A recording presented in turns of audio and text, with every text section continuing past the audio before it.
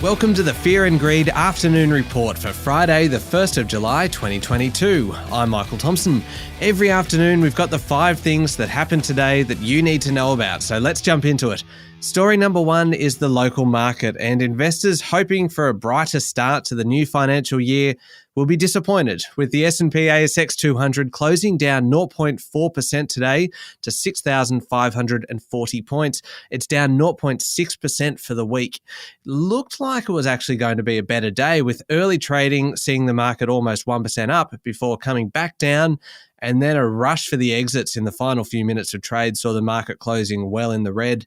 Energy and materials sectors were the worst performers. The biggest decline in the top 200 came from Lithium Group, Liontown Resources, down 5.2%. Woodside Energy was next, down 4.4%. A drop in commodity prices certainly didn't help, and it also saw the Aussie dollar reach a 2-year low of about 68.3 US cents. The best performers on the ASX 200 were biotech Mesoblast, up 11.5%, and buy now, pay later group Zip, up 9%, but my favourite story today was about WA shipbuilder Austal, which won a contract to build vessels for the US Coast Guard, and its shares closed up 25%. Not bad. Story number 2 is all about what's happening in global markets at the moment. The US stock market has recorded its worst first half year of trading in more than 50 years. The S&P 500 closed out the half this morning, down more than 16%. For the last 6 months. The Nasdaq posted its biggest ever losses over the same period. The story isn't much better in Europe. In the UK, recession fears drove the FTSE 100 to its worst month since the early days of the pandemic. But if you want to get an overall picture of just how bad it is right now, take a look at the MSCI World Equity Index, which is widely used as a global benchmark. The index has lost more than 20% in the last 6 months, with inflation and fears over interest rates helping to wipe $18.9 trillion off world stocks since the start of 2022, really led by the tech stocks. That is incredible. Story number 3, Prime Minister Anthony Albanese has arrived in France for a meeting with President Emmanuel Macron. The two actually met a couple of days ago on the sidelines of the NATO meeting in Madrid, where the topic of Australia's ACS submarine contract was discussed. You remember President Macron claimed former Prime Minister Scott Morrison lied to him over the cancellation of the deal. Seems like that's all water under the bridge now. I think the change of government and the $830 million settlement to the French submarine builders will probably have helped with that. Unfortunately, Anthony Albanese said he'll be keeping his conversations with the French president private, so we don't know if there'll be a formal apology offered.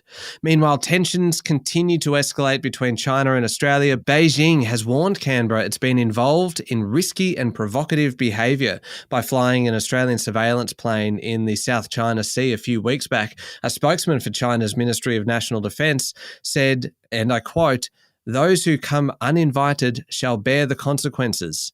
Don't worry, we are not alone in this. Canada received the same warning, if that makes it any better. Story number 4, Australia is set to pass a grim milestone in the pandemic next week, our 10,000th death from COVID-19.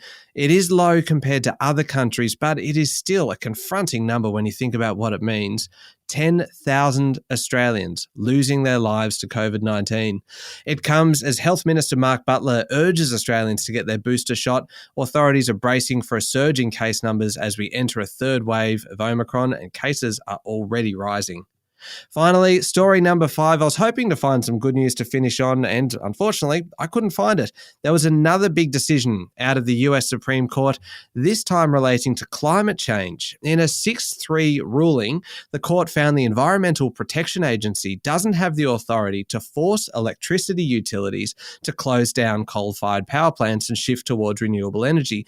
It's being described as the biggest court case on climate change in more than a decade, while at the same time a little premature because the Biden administration hasn't actually attempted to cut carbon from power plants. The ruling was split 6-3 along the same lines as the controversial decision last week to overturn the Roe v. Wade abortion laws. It is another sign of the conservative shift in the Supreme Court after former President Donald Trump made 3 appointments during his 4-year term. That's it for the afternoon report for Friday, the 1st of July, 2022. Don't forget to hit follow on the podcast and find Fear and Greed on LinkedIn, Twitter, and Facebook. Join me and Adam Lang tomorrow morning for the weekend edition of the Fast Five by Fear and Greed. I'm Michael Thompson. Enjoy your evening.